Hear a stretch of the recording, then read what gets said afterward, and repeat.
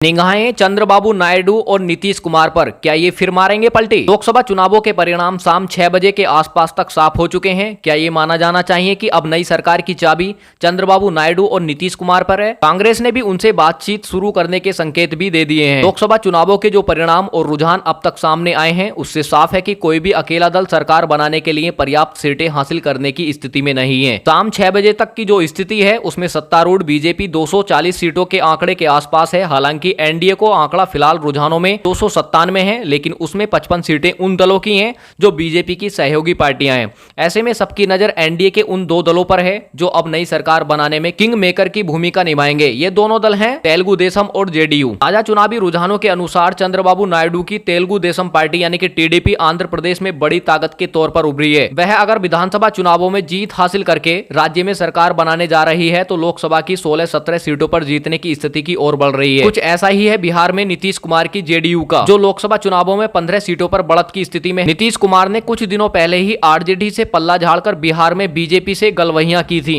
इन दोनों पार्टियों के करीब 30 से 32 सीटों पर जीत हासिल करने के बाद ये तय है कि ये दोनों पार्टियां अब केंद्र में किसी भी सरकार के गठन में किंग मेकर बन सकती हैं। दोनों पार्टियां सियासी मोलभाव खूब करती हैं। हालांकि दोनों पार्टियों ने लोकसभा का चुनाव बीजेपी के साथ गठजोड़ करके लड़ा था, लेकिन दोनों ही दल ऐसे हैं जो अपने सियासी फायदे नुकसान के लिए मोलभाव करने में कभी पीछे नहीं रहते। लिहाजा ये बार बार पाला भी बदलते रहे हैं। बीजेपी से दोनों ही सियासी दल के रिश्ते लव हेट वाले रहे हैं। नीतीश कई बार पाला बदल चुके हैं। नीतीश कुमार ने एक बार नहीं बल्कि 5 बार से भी ज्यादा पाला बदला है और कभी बीजेपी के साथ गए हैं तो कभी आरजेडी के साथ। उन्होंने कुछ समय पहले बीजेपी के साथ गठजोड़ इसलिए किया था क्योंकि उन्हें लग रहा था कि बीजेपी के साथ जाना उनके लिए फायदेमंद रहेगा और इससे वो राज्य में भी अपनी सरकार बचाए रखेंगे। लेकिन अब स्थिति बदल चुकी है। बिहार में नीतीश बड़े विजेता बनकर उभरे। बिहार में 40 लोकसभा सीटों पर नीतीश कुमार की पार्टी सबसे बड़ी विजेता बनकर उभर रही है।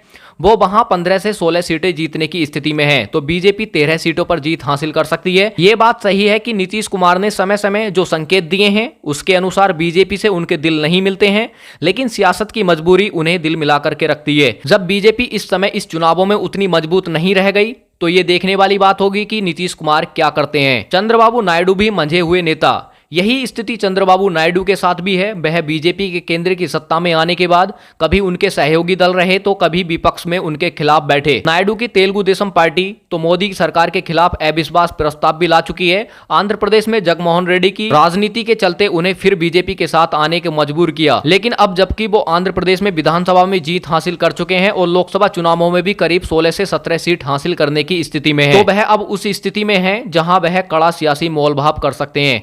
कांग्रेस भी करेगी दोनों से बात। कांग्रेस चुनाव परिणामों के बीच संकेत दे चुकी है कि वह अब जेडीयू और तेलुगु देशम से बातचीत शुरू करने जा रही है। जाहिर है कि ये दोनों ही पार्टियां ऐसी हैं कि अपने सियासी फायदे नुकसान के लिए किसी के साथ भी जा सकती हैं। अगले कुछ दिनों इन पर रहेगी नजर। अगर वो मोदी और बीजेपी का साथ छोड़कर कांग्रेस और इंडिया के साथ चले जाएं तो हैरान नहीं होना चाहिए, और अगर वो एनडीए में रुके भी रहें तो उसकी कीमत बहुत ज्यादा होगी। तो ये पक्का मानिए कि ये दोनों दल अगले कुछ दिनों में करवटें बदल सकते हैं, और ये किधर जाएंगे अभी तक कुछ नहीं कहा जा सकता है। और साथियों, आपको क्या लगता है कि ये दोनों किस तरफ जाएंगे और आप किस तरफ देखना चाहते हैं और आप किसकी सरकार बनते देखना चाहते हैं? कमेंट करके जरूर बताएं, क्योंकि जनता की राय लोकतंत्र को मजबूत बनाने के लिए महत्वपूर्ण होती है। इसलिए अपनी कीमती राय अवश्य दें, और जानकारी अच्छी लगी हो तो वीडियो को लाइक कर चैनल को सब्सक्राइब जरूर कर लें। मिलते हैं अगली नई खबर के साथ, तब तक के लिए गुड बाय, टेक केयर।